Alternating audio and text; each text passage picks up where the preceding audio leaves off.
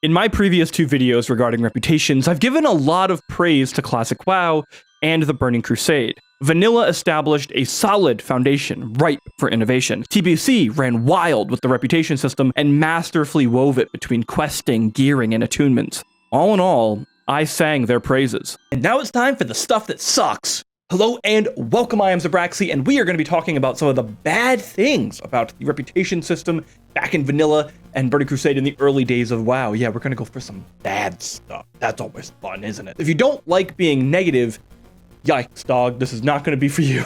So watch the other ones, they're very positive. But without further ado, let's kind of pick apart some of the things that don't work. Let's go. There's nothing like stumbling upon a new faction of hairy monkey bears in the northern bits of Felwood and realizing that they have some really cool stuff to buy. Sweet. I'll just do a load of quests for them and I'll earn my reputation up and... oh, there's like 5 quests only to get me to neutral? Well, f that noise, it's back to grinding out reputation for those volcano dwarves back in Blackrock Mountain. Grinding out rep for so many different factions in Vanilla specifically is so tedious. Getting really valuable enchanting recipes from Timbermaw Hold has one path, one option, one road to follow. Kill a furbog, hope for beads, repeat several thousand times, and bam! Wait, I'm still only friendly? Seriously? What the f? While many reputations have repeatable turn-in quests, it doesn't change the fact that in order to achieve even the lowest levels of reputation, the only option you have is to just grind mobs for a long amount of time. The lack of options and quest chains really exacerbates how much of an afterthought most reps clearly were. There were almost no quest lines, no story to at least bring you to friendly, nothing. If you saw a nice juicy reward from a quartermaster and you decide you want it, man, I really hope you know what you're in for. Sometimes though, that damn quartermaster is already a problem to get to. Let me ask you a question. What is a reasonable location for a reputation's quartermaster? The Timbermaw Hold have theirs in the heart of, well, Timbermaw Hold. The Cenarian Circle have vendors all across Moonglade and Silithus, which is fine and makes some sense. Moonglade is the Druids' home base, per se, and the Druids are also leading the charge against the Karaji invasion in Silithus. Zandalari Trolls are even nice enough to have everyone around Yojamba Isle. So what about the Thorium Brotherhood? Well, I mean, that's the Thorium Point, of course. Right? Absolutely not. Instead, the Thorium Quartermaster is in Blackrock Mountain. Oh, actually, that does make a little bit of sense, but hold on. I meant he's inside the dungeon Blackrock Depths within said mountain. And he's only a casual halfway through BRD, which already sounds bad, but also consider that Blackrock Depths is the largest instance World of Warcraft has ever made. It. I'm going back to grinding out beads for the monkey bears. While I do think it's really cool that factions have quartermasters in these unique and exotic areas, there's a reasonable limit that has to be met, especially when you consider that you may end up making several treks to pick up new recipes that you've unlocked along the way with your grind towards Exalted. But no, WoW has to do things like tuck the required guy needed to complete the first tier of raiding all the way out into the middle of actual nowhere. Why Ajara? Seriously, this zone is already unfinished and lacking almost anything outside the Mage Tower, but okay, Ajara's fine. Let's just put Duke Hydraxis there. Leave him near the water? Yeah, that makes sense, why not? But no, Blizzard also has to spawn that guy on the exact opposite end of the zone of the flight paths, tucked away on his own little patch of sand where you have to swim to. Good God, I love that WoW swim speed. Also remember that he'll send you on 2 quests to get this whole rep started.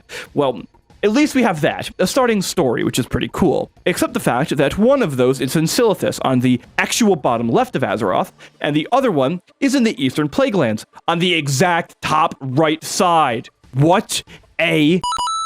I almost got to mention this, but like, half of the factions in Vanilla WoW don't even have any rewards for anything. Like, imagine signing up for Bloodsail Buccaneers or Ravenhold, and you just decided, I'm gonna spend hundreds of hours grinding these reputations. There has to be something at the end, right? Well, doesn't that suck? But what about the Burning Crusade? I mean, surely these problems are resolved entirely in the Burning Crusade, right?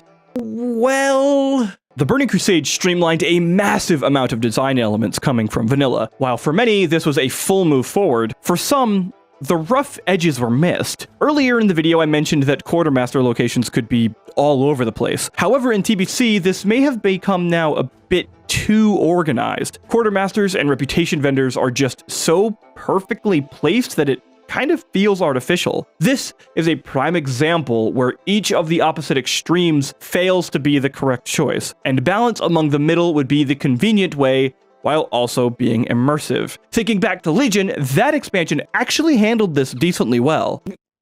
Ugh. Note to self.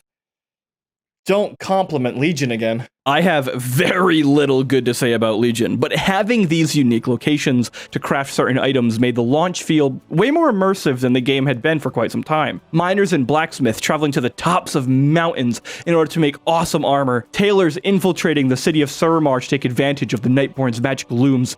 All of these things made crafting and reputations feel like an event. In terms of reputations though, TBC had nothing like this. Instead, literally everything is perfectly crafted into a hub full of daily quests and bombing runs. Minor gripe, sure, but this is something that wouldn't be improved for almost a decade. The Burning Crusade also introduced the heroic versions of dungeons. This increased difficulty in 5-man instances, provided a whole new level of play and gearing that just didn't exist in vanilla. How do you enter this increased difficulty though? Well, you have to obtain a certain level of reputation with the faction associated with that area. After achieving said level, you can purchase a key in order to unlock heroic mode. This actually really works. It's a completely systematic and meta element to include higher difficulty levels of content that you've already done, but by adding this in-game component to get the key, it provides context to this larger picture. It's not perfect, but it's the role-playing reason for why attunements work. So what's the problem? The initial grind to Revered to get the keys was so stupid. Welcome to the crossroads of pacing and optimal strategy. You see, by requiring reputation as high as Revered, for some factions, you were required to continually grind out dungeons again and again and again just to get that bar up. Keep in mind that normal dungeon gear isn't all that great, considering heroic mode has entirely separate loot tables for most of the instances. So, what did players do when confronted with this relatively long and annoying grind? Well, we optimized the hell out of it, of course. Regardless of optimization, though, requiring Revered really fumbled the pacing of achieving the heroic key, which is also required for many of the raid attunements. Essentially, what ends up happening, you pick the one dungeon in that zone that still yields rep after being honored on normal difficulty, and you just repeat it. Again, and again, and again, and again. Do you not need anything from that dungeon? Are you sick of running it for the 7th time today? Well, if you want that key, then shut up and get back into the Steam vaults, because you're only halfway there, buddy. Eventually, Blizzard did resolve this pacing issue by reducing the reputation requirement down to honored for the heroic keys.